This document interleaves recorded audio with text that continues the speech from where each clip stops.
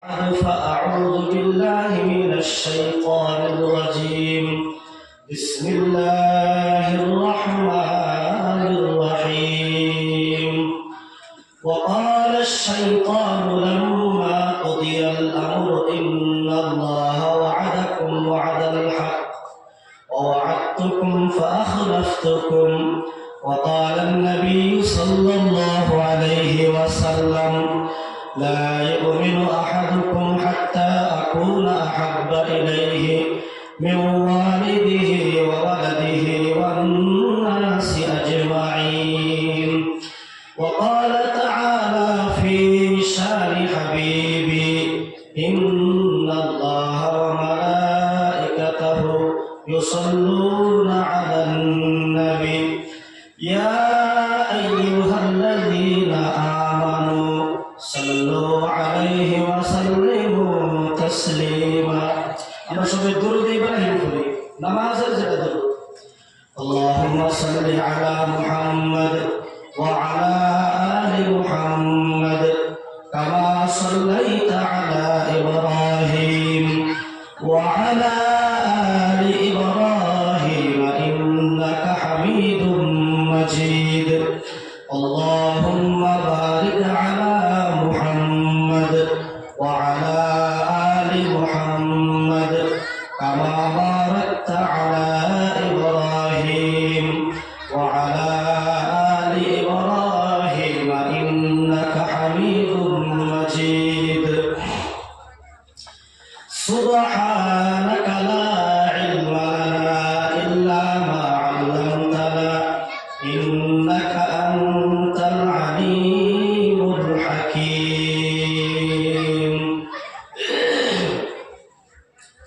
হে বাবা কো ভেবে দেখো বৈশালীরা শান্তি কেন নাই দুনিয়ায়। হে বাবা কো ভেবে দেখো বৈশালীরা শান্তি কেন নাই দুনিয়ায়। খাঁটি মুমিন নাই গো দেশে মুসলিম বেড়াই কাফের বেশে। খাঁটি মুমিন নাই গো দেশে মুসলিম বেড়াই কাফের বেশে। কথাই বার্তাই ব্যবহারে বেদিন বোঝা যায় শান্তি কেন নাই রে দুনিয়ায়। হে বাবা কো ভেবে দেখো বৈশালীরা শান্তি কেন নাই রে দুনিয়ায়। নামাজ রোজার দ্বার ধরে না সত্যি কথা কেউ বলে না। নামাজ রোজার দ্বার ধরে না সত্যি কথা কেউ বলে না। মিথ্যা আর সগুলি ফনা করিয়া বেড়ায় শান্তি কেন নাই রে দুনিয়ায়। হে বাবা কো ভেবে দেখো বৈশালীরা শান্তি কেন নাই রে দুনিয়ায়। আলহামদুলিল্লাহ, আল্লাহ পাকের লাখ লাখ শুকরিয়া যে মহান আল্লাহ পাক আমাদের সকলকে পবিত্র জায়গায় বসার জন্য তৌফিক দান করছে। আমরা সবাই আল্লাহ পাকের শুকরিয়া আদায় করি আলহামদুলিল্লাহ। আজকের এই মহাসম্মেলনের সম্মানিত সভাপতি সাহেব, মঞ্চে বসা গণ্যমান্য ব্যক্তি সকল, ওলামায়ে কেরাম, সম্মুখে বসা মুরব্বি নিজাম, যুবক ভাই বন্ধু সকল, আল্লাহ পাক আমাদেরকে মুসলমান হিসাবে দুনিয়ার মধ্যে পাঠাইছে এবং বিশ্বনবী মুহাম্মদুর রাসূলুল্লাহ সাল্লাল্লাহু আলাইহি ওয়াসাল্লামকে তার উম্মত বানায়া আমাদেরকে আল্লাহ পাক দুনিয়ার পাঠাইছে। আরেকবার শুকরিয়া আদায় করি আলহামদুলিল্লাহ।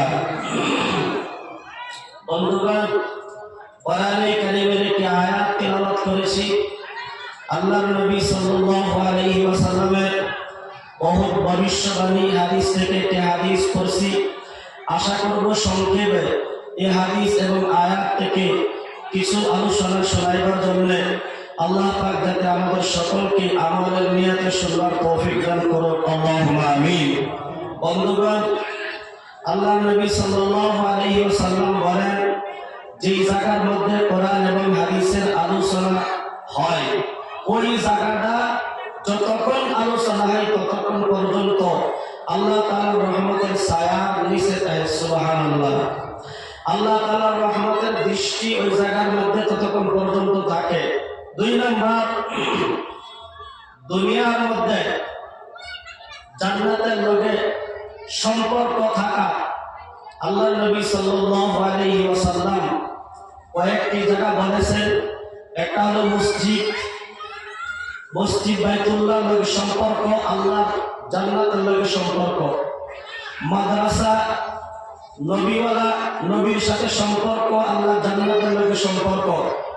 এবং দিন মজলিস, মাগফিরাতের মজলিস, গুনাহ মাফের মজলিস, এটা জান্নাতের লগে সম্পর্ক। তাহলে বোঝা গেল আমরা এখন যারা বসে রয়েছি এরা আল্লাহ পাকের জান্নাতের মধ্যে বসে রয়েছি। সুবহানাল্লাহ। নবীর হাদিস অনুযায়ী এখন যদি আজরাইল এখানে আসে, আমার হোক, সভাপতির হোক, এখানে বসা যারই হোক, যদি জান কবজ হয়, আল্লাহ নবী বলেন তার কোনো হিসাব নাই, বিনা হিসাবে জান্নাতে। সুবহানাল্লাহ।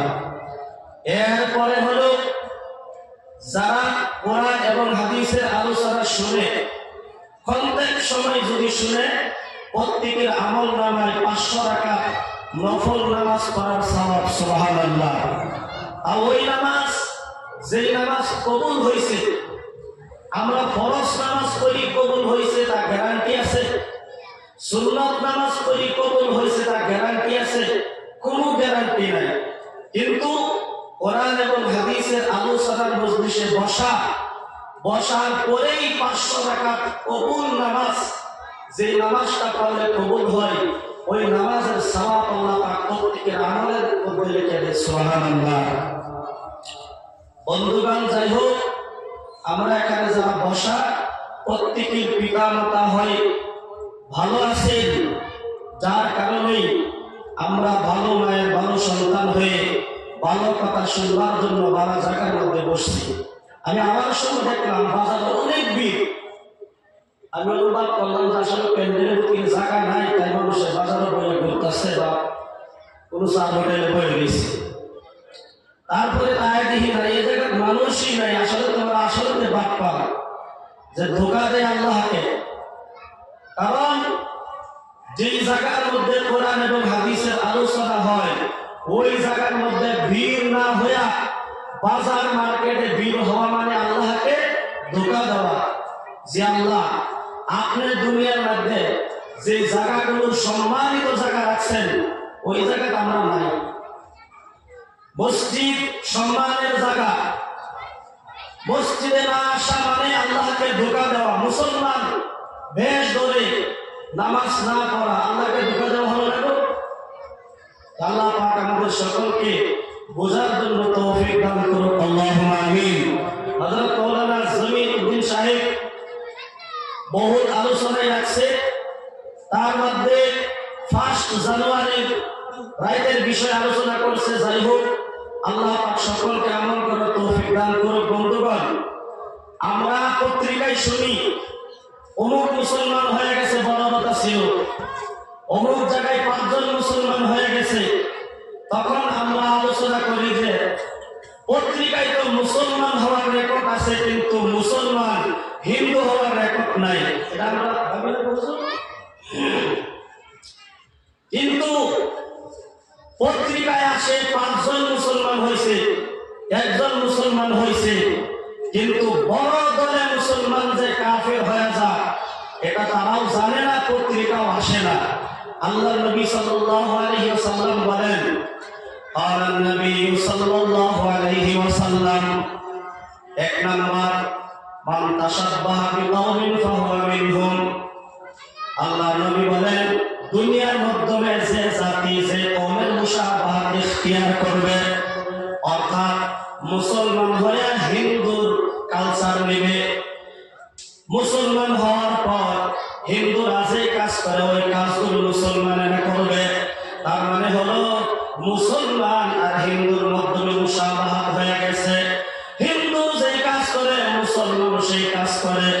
আল্লাহর নবী বলেন, মান তাশাব্বাহা বিকওমিন ফাহুয়া মিনহুম। দুনিয়ার মধ্যে যে কওমে যে ধর্মের মুসাবাহাত ইখতিয়ার করবে, হাশরের ময়দানে সে কওমের সাথে হাশরের ময়দানে দাঁড়াবে। তার মানে হলো খালিদিনা ফিহা আবাদা। আল্লাহ কোরআনের মাধ্যমে বলেন, যারা জাহান্নামী হবে খালিদিনা ফিহা আবাদা, তারা সব সময় জাহান্নামী হয়ে যাবে। মুসলমান হওয়ার পর যারা হিন্দু কালচারের মধ্যে উঠা বসা করে, বন্ধুগণ, হিন্দুদের সাথে মুসাবাহাত রাখে, মুসাবাহাত ইখতিয়ার করে, কিয়ামতের দিন হিন্দুরাও যাবে চিরস্থায়ী জাহান্নাম। মুসলমান হওয়ার পর বন্ধুত্ব হয়ে তারাও হবে চিরস্থায়ী জাহান্নাম। বলেন নাউজুবিল্লাহ। 2 নম্বর হাদিস, আল্লাহর নবী সাল্লাল্লাহু আলাইহি ওয়াসাল্লাম বলেন, আল মারউ মা'a মান আহাব্বা ইয়াওমাল কিয়ামা। আল মারউ মা'a মান আহাব্বা ইয়াওমাল কিয়ামা। আল্লাহর নবী বলেন, দুনিয়ার মধ্যে যার সাথে যার ভালোবাসা ছিল, বুঝতেছেন কথাগুলো? দুনিয়ার মধ্যে যার সাথে যার ভালোবাসা ছিল, আপনার একজন হিন্দুর সাথে ভালোবাসা, আপনার একজন খ্রিস্টানের সাথে ভালোবাসা, আপনার একজন বেনামাজের সাথে ভালোবাসা, অর্থাৎ দুনিয়ার মাধ্যমে যাকে আপনি যার সাথে ভালোবাসলেন, মহব্বত করলেন, কিয়ামতের দিন আল্লাহ তাআলা তাকে তার সাথে হাশরের ময়দানে দাঁড় করাবে। আপনার ভালোবাসা যদি থাকে মসজিদের ইমাম সাহেবের সাথে, আপনাকে কিয়ামতের দিন আল্লাহ তাআলা ইমাম সাহেবের সাথে হাশরের ময়দানে দাঁড় করাবে। আল্লাহর নবীর হাদিসগুলো আমাদের বিশ্বাস হয় কি হয় না? বলেন, নবী যা বলেছে সত্য বলেছে না মিথ্যা বলেছে? নবীর কথাগুলি সত্যি না মিথ্যা? সত্যি। নবীর কথা যদি সত্যি হয় তাহলে এটাও সত্যি। আল মারউ মা'a মান আহাব্বা ইয়াওমাল কিয়ামা। বন্ধুগণ, নবী বলেছেন, দুনিয়ার মাধ্যমে যার সাথে যার মহব্বত থাকবে, কিয়ামতের দিন তাকে তার সাথে হাশরের ময়দানে দাঁড় করাবে। আপনার যদি একজন ওলির সাথে সম্পর্ক থাকে, বন্ধুগণ, কিয়ামতের দিন আল্লাহ তাআলা যখন একজন ওলির সাথে আপনাকে হাশরের ময়দানে দাঁড় করাবে, ওলির ফয়সালা হবে জান্নাতে, আপনারও ফয়সালা হবে জান্নাতে। একটু জোরে জোরে বলুন সুবহানাল্লাহ। বন্ধুগণ, আরেকটি 3 নম্বর বিষয়, 3 নম্বর হলো আল্লাহর নবী সাল্লাল্লাহু আলাইহি ওয়াসাল্লাম বলেন, সাবাআতুন ইযিল্লুহুমুল্লাহু ফি যিল্লি ইয়াওমা লা যিল্লা ইল্লা যিল্লু, ইমামুন আদিলুন ওয়া শাবুন নাশা'a ফি ইবাদাতিল্লাহি আযজা ওয়া জাল ওয়া রাজুলুন কলবুহু মুআল্লাকুন ফিল মাসাজিদ। এই যে 3 নম্বর বিষয়টা হলো, বন্ধুগণ, মসজিদ হলো আল্লাহ পাকের জান্নাতের একটা অংশ। জোরে কথা ঠিক কিনা? জান্নাতের একটা অংশ হলো মসজিদ। আর ওই মসজিদের সাথে যার সম্পর্ক ভালো ছিল, আল্লাহ নবী অন্য হাদিসের মধ্যে বলেছেন, যখন যার মৃত্যুর সময় হয় যা দুনিয়ার মাধ্যমে, মৃত্যুর সময় দুনিয়ার মাধ্যমে যা হয়ে যায়, সর্বপ্রথম আজরাইল তার বাড়ির মাধ্যমে আসে না। বন্ধুগণ, সর্বপ্রথম বাড়ির মাধ্যমে আসে না। কথাটা বোঝেন এমনি করে, আমি বাড়ি থেকে আসলাম, মৌলানা জমিরুদ্দিন সাহেব বাড়ি থেকে আসলেন, আসার পরে সিধাসিধি সরাসরি স্টেজের মধ্যে আসছেন না, কোনো বাড়ির মাধ্যমে বসবাস করেছে? মেহমান খানা যেখানে মেহমানের জায়গা বানিয়েছে, বন্ধুগণ, ওই জায়গার মাধ্যমে বসার জন্য আমাদেরকে আহ্বান করেছে। ঠিক তেমনি আজরাইলকে যখন আল্লাহ তাআলা হুকুম করে, যাও প্রতিবাড়ি থেকে, ওই জায়গার মুরব্বী একজন দুনিয়ার থেকে বিদায় হওয়ার সময় হয়ে গেছে, একজন যুবক দুনিয়ার থেকে বিদায় হয়ে যাওয়ার সময় হয়ে গেছে, আজরাইল সরাসরি তার কাছে আসে না। বন্ধুগণ, সর্বপ্রথম আজরাইল ওই এলাকাবাসীর মসজিদের মাধ্যমে চলে যায়। বলতে পারবেন, যার খরচ করবে অমুকের বাড়ি, আজরাইল কেন মসজিদের মধ্যে চলে যায়? বন্ধুগণ, বুঝেন, আজরাইল মসজিদের মাধ্যমে যাওয়ার কারণ হলো মসজিদের কাছে গিয়ে জিজ্ঞাসা করে, বলো তুমি যে জান্নাতের একটা হিস্সা, আল মসজিদু বাইতুল্লাহ, আল্লাহর নবী বলেন আল মসজিদু বাইতুল্লাহ, মসজিদ হলো আল্লাহর ঘর। তোমাকে আল্লাহর ঘর বানায় দুনিয়ার মাধ্যমে মানুষে জায়গা বানাইছি, এটা হলো আল্লাহর সম্মানিত ঘর। ওই ঘরের লগে আল্লাহর সম্পর্ক আছে। বলো তো ওই বান্দাটা হলো আল্লাহ, আল্লাহর বান্দা হইয়া আল্লাহর ঘরের সাথে তার সম্পর্ক ছিল কি?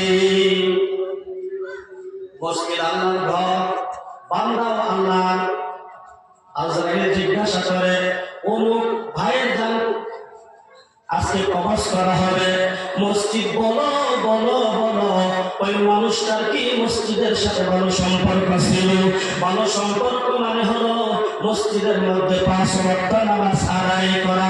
যদি সময় পাওয়া যায়, যে জায়গার মধ্যে সময় পান, মসজিদের মধ্যে নামাজ আদায় করা। বন্ধুগণ, মসজিদের লগে সম্পর্ক যদি ভালো থাকে মানুষটা, আল্লাহর নবী বলেন দুনিয়া থেকে যাওয়ার সময় ওই মানুষটার সাথে আজরাইলের সম্পর্ক ভালো থাকবে। আর আজরাইলের সম্পর্ক যদি ভালো হয়, তাহলে মানুষটার মৃত্যু ভালো হবে না হবে না? একটু চিন্তা করেন, আল্লাহর নবী সব কিছু দুনিয়ার মাধ্যমে খুলে খুলে বলে গেছেন। তাহলে বোঝা গেল মসজিদের মাধ্যমে যারা যায় তারা হয়ে গেল আল্লাহওয়ালা। আল্লাহ নবী সাল্লাল্লাহু আলাইহি ওয়াসাল্লাম বলেন, আল্লাহওয়ালা হইতে গেলে যাওয়ার রাস্তা চিনাক্ত লাগবে, গেট লাগবে। বন্ধুগণ, আল্লাহ নবী সাল্লাল্লাহু আলাইহি ওয়াসাল্লাম বলেন, একজন মানুষ যদি আল্লাহওয়ালা হইতে চায়, তাহলে আল্লাহ বলেছে আল মসজিদু বাইতুল্লাহ, আমি মসজিদ নিলাম দুনিয়ার মাধ্যমে। আল মাদ্রাসাতু বাইতি, মাদ্রাসা আমার বন্ধুকে দিলাম। বলেন সুবহানাল্লাহ। শুনেছি এই জায়গার মাধ্যমে দুটোটাই আছে, মাদ্রাসা আছে, আল্লাহ মসজিদও আছে। তাহলে বোঝা গেল আল্লাহওয়ালা হওয়ার সুন্দর একটি জায়গা, সুন্দর একটি পরিচালক এই জায়গার মাধ্যমে আছে। যে মানুষ আল্লাহওয়ালা হবে কেমনে? আল্লাহওয়ালা হইতে গেলে নবীর মাদ্রাসা হয়া হয়া মসজিদে যাওয়া লাগে। তার কারণ হলো নামাজ পড়তে গেলে সূরা কেরাতের দরকার আছে না নাই? আছে না? নামাজ পড়তে গেলে মাস্টার মাসের জানার দরকার আছে না নাই? আছে। তাহলে বিনা জানা অজানা মানুষ চিরদিন যদি নামাজ পড়ে 60-70 বছর তার জিন্দেগি, অজানা হিসাবে যদি নামাজ পড়ে তার নামাজ হবে না। নামাজ সাইনা যারা পড়েছে ইতিহাসের মাধ্যমে আজ পর্যন্ত আমরা পাই নাই যে এমন একজন আল্লাহওয়ালা ছিল, কিছুই জানতো না কিন্তু ইবাদত করে করে আল্লাহওয়ালা হয়ে গেছে। যত আল্লাহওয়ালা দুনিয়ার মাধ্যমে দেখেছেন ভাই বন্ধু, আমরা দেখেছি সমস্ত আল্লাহওয়ালা তারা ছিল জান্নেওয়ালা। যাই না নামাজ পড়তো, যাই না ইবাদত করতো, আল্লাহকে জানলে আল্লাহকে ইবাদত করতো, আল্লাহ গোলামি করতো, এমন বড় বড় গোলাম দুনিয়া থেকে আল্লাহওয়ালা হয়ে গেছে। বন্ধুগণ, একটু চিন্তা করেন, আল্লাহর নবী সাল্লাল্লাহু আলাইহি ওয়াসাল্লাম বলেন, লা ইউমিনু আহাদুকুম হাত্তা আকুনা আহাব্বা ইলাইহি মিন ওয়ালিদিহি ওয়া ওয়ালাদিহি ওয়ান নাসি আজমাইন। আমরা হইলাম আল্লাহর বান্দা আর হইলাম নবীর উম্মত। বন্ধুগণ, আল্লাহর নবী সেটা বলে দিয়েছেন, অবিশ্বাসী ভাষায় সোজা বলে দিয়েছেন, সেটা বলে দিয়েছেন, লা ইউমিনু, তুমি ততক্ষণ পর্যন্ত মুমিন না। শুনেন কথাগুলো খেয়াল করেন, লা ইউমিনু, তুমি ততক্ষণ পর্যন্ত মুমিন না। লা ইউমিনু আহাদুকুম, তোমাদের মাধ্যমে কেউ ততক্ষণ পর্যন্ত মুমিন না। হাত্তা আকুনা আহাব্বা ইলাইহি মিন ওয়ালিদিহি ওয়া ওয়ালাদিহি ওয়ান নাসি আজমাইন। হাত্তা আকুনা আহাব্বা ইলাইহি মিন ওয়ালিদিহি ওয়া ওয়ালাদিহি ওয়ান নাসি আজমাইন। বলতেছে তুমি ততক্ষণ পর্যন্ত মুমিন না যতক্ষণ পর্যন্ত না তুমি নিজে, তুমি তোমার মা বাবা থেকে, তোমার সন্তান থেকে, তোমার ঘরের বউ থেকে, তোমার আত্মীয় স্বজন থেকে, তোমার সম্পর্ক দুনিয়ার যা মানুষের লগে আছে, দুনিয়ার যা সাথে আছে, টাকা পয়সা ধন সম্পদ, সব কিছু থেকে যতক্ষণ পর্যন্ত নবীকে পূর্ণাঙ্গ ভালোবাসা ভালোবাসে মহব্বত না করবা, নবীকে সব চাইতে বেশি ভালোবাসা না দিবা, ততক্ষণ পর্যন্ত তুমি মুমিন হইতে পারবা না। বন্ধুগণ, তাহলে নবীর ভালোবাসা সবচাইতে বেশি কুরবানি দেওয়া লাগবে। নবীর ভালোবাসা যার ভিতরে আছে, দেখবেন জবান দিয়ে সব সময় আল্লাহ আল্লাহ আল্লাহ আল্লাহ জিকির করে। বন্ধুগণ, যার সাথে নবীর সম্পর্ক, নবীর ভালোবাসা বেশি, সে দেখবেন সুন্নতের আমল তার বেশি আছে। যার সম্পর্ক নবীর ভালোবাসার সাথে যত বেশি, দেখবেন জীবনে কোনোদিন মিথ্যা কথা বলে না। তার কারণ হলো নবীর যুগে নবী কোনোদিন, নবীর জীবনে কোনোদিন নবী মিথ্যা কথা বলে নাই। সুবহানাল্লাহ।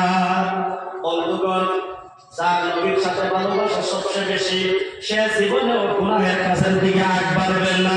যদি গুনাহ করে সাথে সাথে তওবা করে নেবে। আল্লাহর নবী সাল্লাল্লাহু আলাইহি ওয়াসাল্লাম বলেন, আত-তাইবু মিনাদ যামবি কামান লা যামবা লাহু।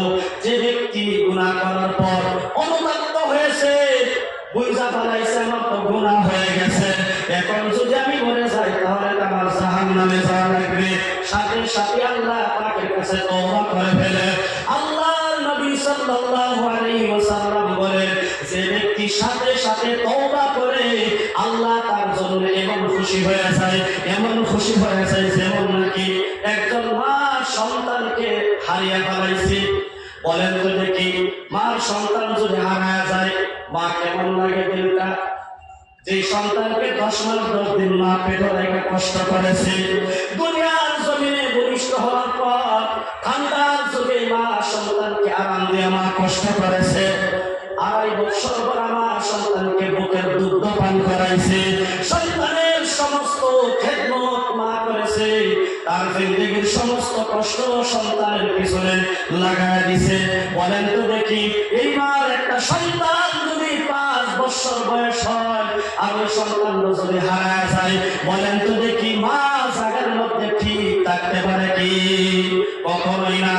মা পাগল হয়ে যাবে। এরপরে যদি হঠাৎ করে 2-3 দিন পর সন্তানরা যদি কোনো মানুষে তার মাংস লুকাইনা হাজির করে, এবার বলুন 3 দিন পর যে সন্তানটা মা হারাইছে, হারানো সন্তান যদি 3 দিন পর মা পায়, তাহলে মা তার উপরে কেমন খুশি হবে? আল্লাহর নবী সাল্লাল্লাহু আলাইহি ওয়াসাল্লাম বলেন, একজন হারানো সন্তান মা পাওয়ার পরে মা যতটুকু খুশি হয় না, একজন গুনাহগার মানুষ যদি আল্লাহর কাছে তওবা করে, আল্লাহ পাক ওই বান্দার উপরে এর চেয়ে আরো 1000 গুণ বেশি খুশি হয়ে যায়। সুবহানাল্লাহ। আমার বন্ধুগণ, ইয়া ইবাদি আল্লাযিনা, ইয়া ইবাদি, হে আমার বান্দা, আল্লাযিনা আসরাফু আলা আনফুসিহিম, যারা নিজের উপরে, নিজের নফসের উপরে জুলুম অত্যাচার করেছো, তার মানে হলো নিজের জিন্দেগির উপরে যারা গুনাহে জর্জরিত হয়া গুনার সাগরের মাধ্যমে হাবুডুবু লুকাইতেছো, লা তাকনাতু মির রাহমাতিল্লাহ, আমি আল্লাহ পাকের রহমত থেকে তুমি কোনো সময় নিরাশ হয়ে যাবে না।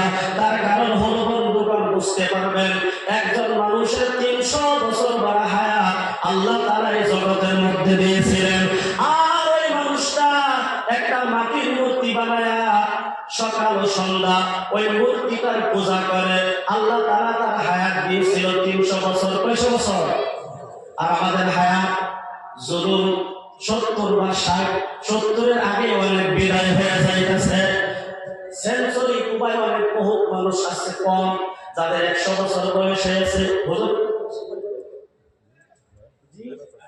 85, এর আগে বহুত অনেক দুনিয়া থেকে বিদায় হয়ে গেছে। ঠিক না? বহু দুনার আগে দুনিয়া কোনার পরে আসছে, আগে চলে গেছে। বন্ধুগণ, 70-এর আগে অনেক মানুষ চলে যায়, কিন্তু একজন মানুষের 300 বছর বড় হায়াত আল্লাহ পাক যাকে দান করেছে, ওই মানুষটা 300 বছর বড় পর্যন্ত শুধুই মাত্র কেবলমাত্র আল্লাহ তাআলার নাফরমানির মধ্যে দিন কাটাইছে। সকালে পূজা করে মূর্তি বানায়া, নিজে মূর্তি বানায় আবার ওই মূর্তির পূজা করে। এইভাবে 300 বছর বড় যখন পার হয়ে গেল, বন্ধুগণ, মানুষটা মুরব্বী হয়ে গেছে। মুরব্বী হইলে মানুষের এমনিতে তো ক্লান্তি তো আসে, ইবাদত করতে মন চায় না। সে মুসলমান হোক চাই হিন্দু হোক,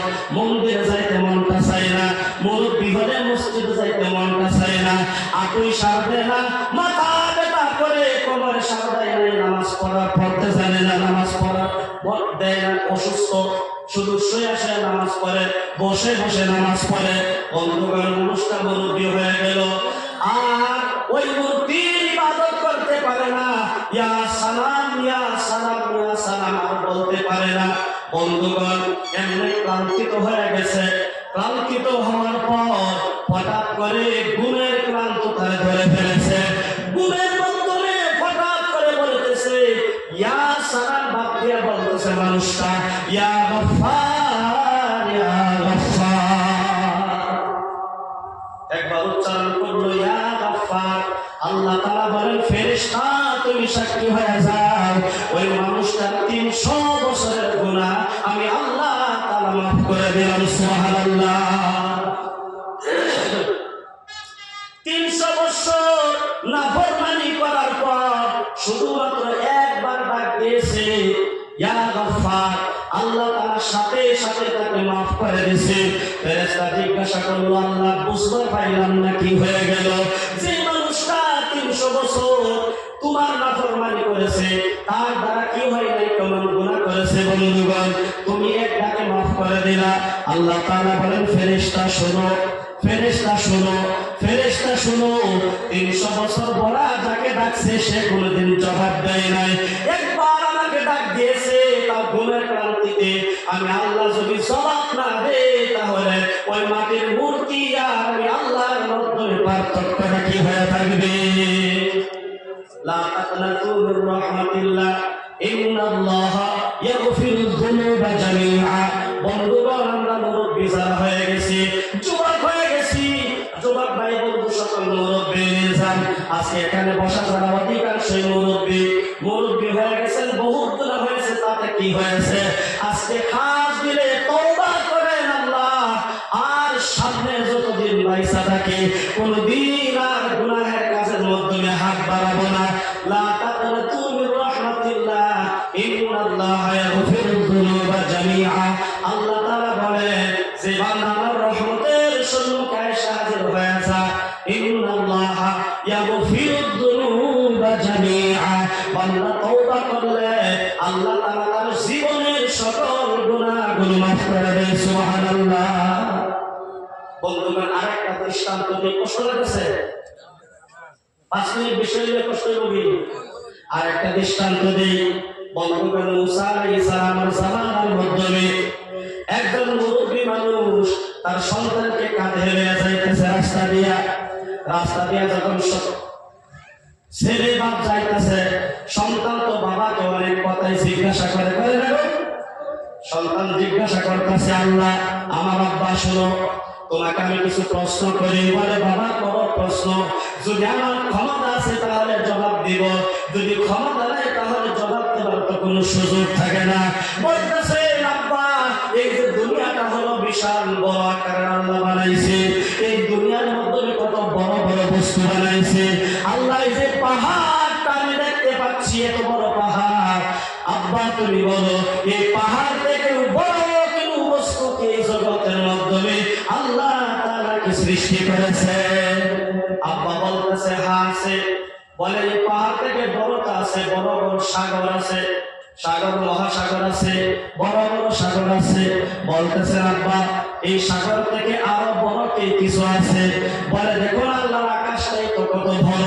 বলতেছে, এইভাবে প্রশ্ন করতে করতে শেষবারের মতন বলেছে, বাবা এই যে 7 আসমান 7 জমিন বড় তুমি বললা, এবার আব্বা বলো এর থেকেও আরো কিছু বড় আছে কি? বাবা বলতেছে, আমার সন্তানে কি জিজ্ঞাসা করতেছে আমি জবাব দিতে দিতে আমার কষ্ট লাগতেছে। এবার বলতেছে, বাবা আর প্রশ্ন করিস না, দুনিয়ার মধ্যে যা কিছু বড় তুমি দেখতেছো সবচেয়ে বড় হইল তোমার আব্বার জীবনের গুনাহ। এই যে শোনেন না, মসজিদে তালিমের মাধ্যমে গুনাহ করতে করতে সাগরের ফেনার সমতুল্য হয়ে গেছে, গুনাহ করতে করতে জমিন ভরে ফেলেছে, আকাশ তুলবুল করেছে গুনাহ।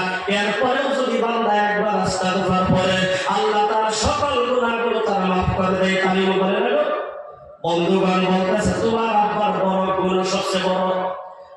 বলতেছে, আব্বা বলো তোমার আমার আব্বার আছে। বাচ্চাটা ছিল মেধাবী হুঁশিয়ার, তার আব্বা দুই চোখের পানি জল করে বলতেছেন, আব্বা হে শোনো, তোমার আব্বার গুনাহ থেকে আল্লাহ পাকের রহমত হয়েছে অনেক বড়, আল্লাহ পাকের দয়া হয়েছে অনেক বড়। এই যে আল্লাহর দয়া যে অনেক বড়, এই কথা আল্লাহর পছন্দ হয়ে গেছে। আল্লাহ তাআলা বলে, বান্দা শোন, তুই বলেছিলি তোর গুনাহ অনেক বড়, তোর গুনাহ চেয়ে আমার রহমত, আমার দয়া অনেক বড়।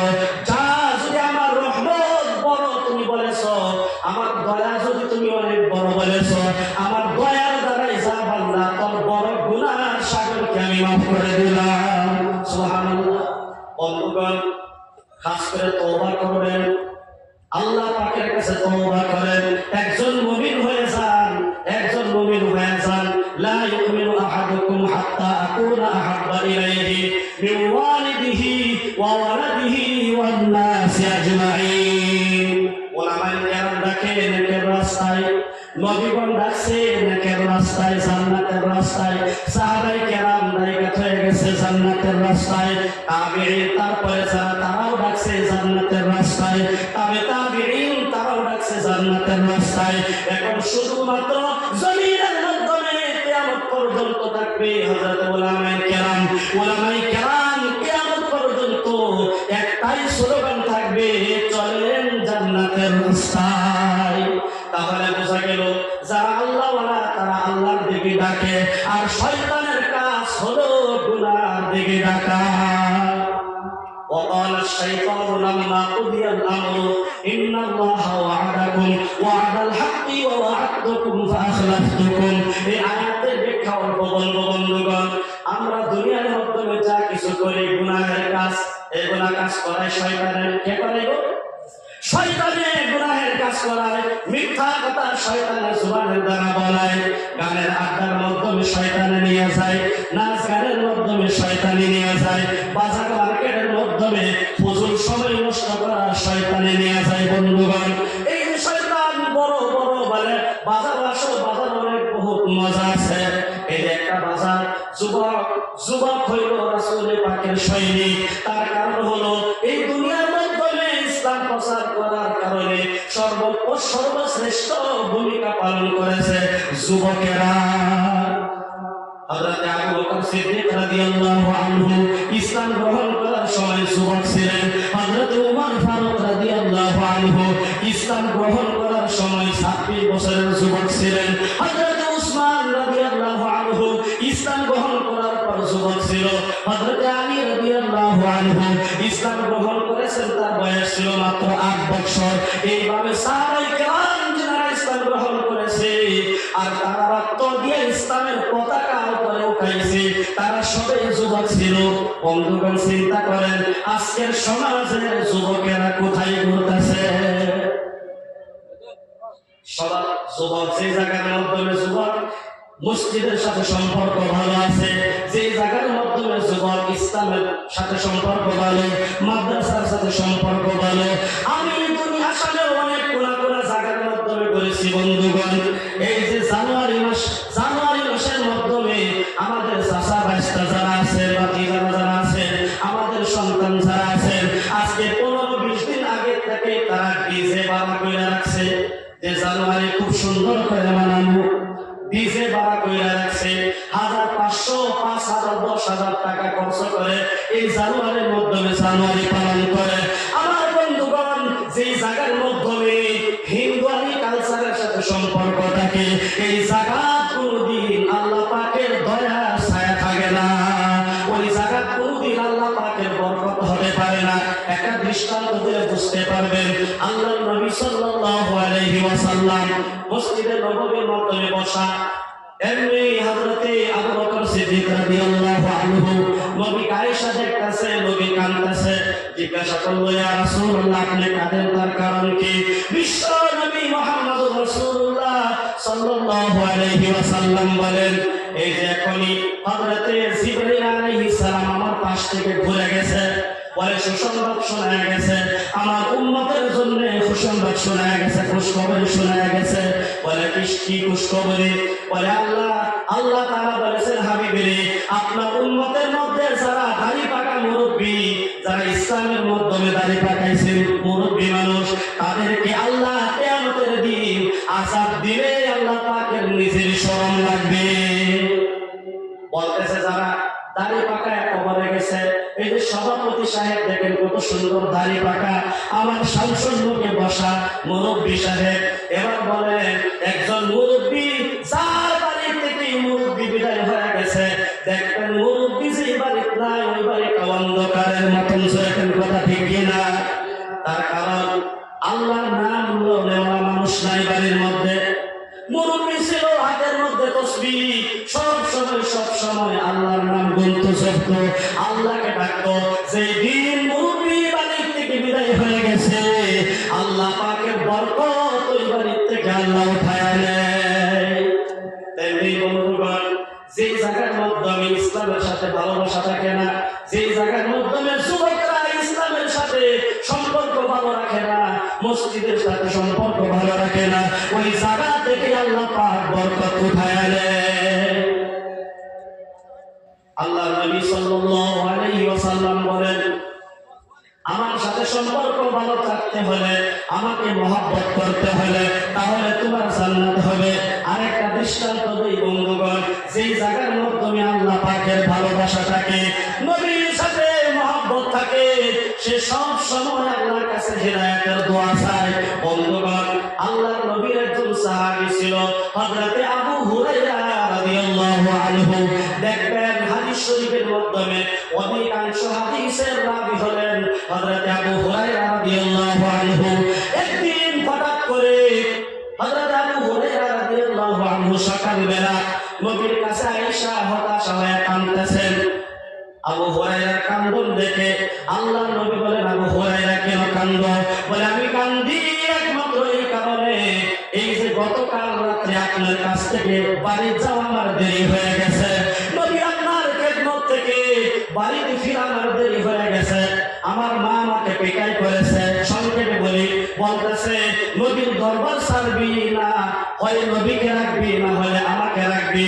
আমাকে রাখতে হলে আমি মার সাথে থাকতে হলে নবীর সাথে তুই থাকতে পারবি না, আর যদি নবীর সাথে থাকতে চাস তাহলে আমি মাকে বাদ দেওয়া লাগবো, আমি মার সাথে তুই থাকতে পারবি না। আল্লাহ নবী এবার বলুন, গাঁয়ের কোন যুবক যদি আয়েশা বলে, আমার বাবা কোন দোষ আমার নাই, বিনা অন্যায় আমাকে পেটাই করেছে, গাঁয়ের মানুষে বলবে তোর বাপের সাইজ করা লাগবে, বিনা অন্যায় তোর কেন মানলো? আছে না তাড়াতাড়ি? আল্লাহ নবী সাল্লাল্লাহু আলাইহি ওয়াসাল্লাম বলেন, তোমার মা তোমাকে মারছে, কেন আমার বলার কিছু নাই, আমার কোনো ইন্টারফেয়ার করাই নাই, তোমার মা তোমাকে মারছে। আল্লাহর নবীকে হযরত আবু হুরায়রা রাদিয়াল্লাহু আনহু বলেন, আল্লাহর নবী আপনি আল্লাহর কাছে দোয়া করেন যাতে আল্লাহ তাআলা আমি আমার মাকে হিদায়াত দান করে। আপনাকে আল্লাহ বিশ্ব নবী বানা দুনিয়ার মধ্যে পাঠাইছে, আপনি দোয়া করলে আল্লাহ তাআলা কবুল করে। আল্লাহর নবী দোয়া পূজা করে আল্লাহর কাছে দোয়া করলেন, আল্লাহুম্মা ইহদি উম্মা আবি হুরায়রা, আল্লাহুম্মা ইহদি উম্মা আবি হুরায়রা, আল্লাহ আবি হুরায়রার মাকে তুমি হিদায়াত দান করো। এই দোয়া শোনার সাথে সাথে আবু হুরায়রা পাগলের মতন বাড়ির মাধ্যমে ছোটাছুটি করে দৌড়া আরম্ভ করে দিল। বন্ধুগণ, সাহাবায়ে কেরাম বলতেছে, আবু হুরায়রা পাগল হয়ে গেছে, তার কি হয়েছে? কোনদিন তো সে এইভাবে দৌড় দেয় না, কেমনে কিভাবে এইভাবে দৌড় দিতেছে? তার কারণটা হলো কি? তার পাঞ্জাবির কোনার মাধ্যমে টান দিয়ে বলল, আবু হুরায়রা তোমার কি হয়ে গেছে? বলে, আমি পাগল হইছি না, আমি দৌড় দিছি তার কারণ হলো আল্লাহর নবী আমার মার হেদায়েতের জন্য দোয়া করেছেন, আমি মার হেদায়েতের কারণে আল্লাহর নবী দোয়া করেছেন, তাই আমি জোরে দৌড় দিছি। তার কারণ হলো আমি দেখতে চাই আল্লাহর নবীর দোয়া, আল্লাহর কাছে আল্লাহর নবীর দোয়াকে আমার বাড়িতে আগে গেল না, আমি আবু হুরায়রা আমি দৌড় দিয়ে আগে বাড়িতে চলে যাই। আল্লাহর নবীর হেদায়েতের দোয়া আল্লাহর পক্ষ থেকে আমার বাড়ির মাধ্যমে আগে আসলো না, আমি আবু হুরায়রা আগে বাড়ির মধ্যে চলে যাই। বন্ধুগণ, দৌড় দিয়ে যায় ঘরের মাধ্যমে নক করলেন, মা দরজা খুলে ডাকতেছে, আবু হুরায়রা, তোমাকে আমি অন্যায়ভাবে বিনা অন্যায় তোমাকে মারছি, আমাকে নবীর কাছে নিয়ে যাও, আমি এক্ষুনি কলিমা পড়ে মুসলমান হয়ে যাব। সুবহানাল্লাহ। বন্ধুগণ, আমি দুইটা জিনিস কথা বলে শেষ করব। আল মসজিদু বাইতুল্লাহ, আল মাদ্রাসাতু বাইতি। মসজিদ হলো আল্লাহর ঘর, মাদ্রাসা হলো নবীর ঘর। আপনারা অনেক ভাগ্যবতী, অনেক ধন্য আপনারা, আপনাদের এই জায়গার মাধ্যমে দুটোটাই সুবিধা আছে। আল্লাহ ওয়ালা হওয়ার কারণে যে রাস্তা, এই রাস্তাটা আপনাদের এই জায়গার মাধ্যমে কোন অবস্থা আছে। বন্ধুগণ, এই হিসাবে আপনারা আল্লাহ ওয়ালা হবেন। আম্মা জান আয়েশা রাদিয়াল্লাহু আনহা, আম্মা জান আয়েশা রাদিয়াল্লাহু আনহা ছোট্ট একটা ঘটনা বলে, যেহেতু এটা বারাত মাদ্রাসা, আল্লাহর নবী বলেন, গাছ যদি ভালো হয় সন্তান নিশ্চয়ই ভালো হবে। আমি আমার ভাষায় বলি, যে জায়গার মাধ্যমে বারাত মাদ্রাসা আছে, ওই বারাত মাদ্রাসার মাধ্যমে যারা লেখাপড়া করে, ওই বারাত মাদ্রাসাটা হলো দুনিয়ার মাধ্যমে ভালো সন্তান জোগানো, ভালো সন্তান দুনিয়ার মাধ্যমে আসার কারখানা। আমার বন্ধুগণ, আমি আমার ভাষায় আরেকটা কথা বলি, যারা বারাত মাদ্রাসার মাধ্যমে খেদমত করে, তারা দুনিয়ার মাধ্যমে হলেন জিন্দা ওলি। তার কারণ, আপনি আব্বা আপনি ভালো সন্তান বানাইতে পারবেন না, আমি আম্মা আমি ভালো সন্তান বানাইতে পারি না, কিন্তু বারাত মাদ্রাসার মাধ্যমে যারা মাসলা মাসাইল শিক্ষা দেয়, যারা মাসলা মাসাইল শিক্ষা দেয়, যারা শিখে, শিখার পর ওই মেয়েটার যখন বিবাহ হয়ে যায়, তার স্বামীকে কেমনে মহব্বত করা লাগবে মাদ্রাসার শিক্ষা গেছে, তার সন্তানকে কিভাবে দিন শিক্ষা দেওয়া লাগবে মাদ্রাসার মাধ্যমে শিক্ষা গেছে। তার কারণ হলো বন্ধুগণ, কাঁঠাল গাছ লাগায় যদি আপনি আমের আশা করেন, কোনোদিন আম পাবেন না। কাঁঠাল গাছের মাধ্যমে কাঁঠাল ধরবে। যদি সন্তান ভালো হয়, ওই সন্তান থেকে ভালো সন্তান দুনিয়ার মাধ্যমে আসবে। আম্মা জান আয়েশা রাদিয়াল্লাহু আনহা নবীকে একদিন বাড়ির মাধ্যমে আসার পর দেখতেছে, আম্মা জান আয়েশা ছিল অনেক হাদিসের রাবী, ওনার সাথে দিন অনেক ভালো ছিল, দিন শিক্ষা অনেক ভালো শিক্ষিতা ছিল। বন্ধুগণ, আল্লাহর নবী সাল্লাল্লাহু আলাইহি ওয়াসাল্লাম একদিন বাড়ির মাধ্যমে আসলেন। নবী অনেক আনন্দিত, অনেক আনন্দিত। নবীকে দেখার পর আম্মা জান আয়েশা রাদিয়াল্লাহু আনহা বলতেছেন, নবী হে, আজকে অনেক খুশি, আপনি খুশি, আপনি আজকে অনেক খুশি, আমার কারণে একটু দোয়া করেন। দেখেন, নবীকে খুশি দেখে দোয়া চাইছি। আর আমরা বলে যদি দেখবো জামাই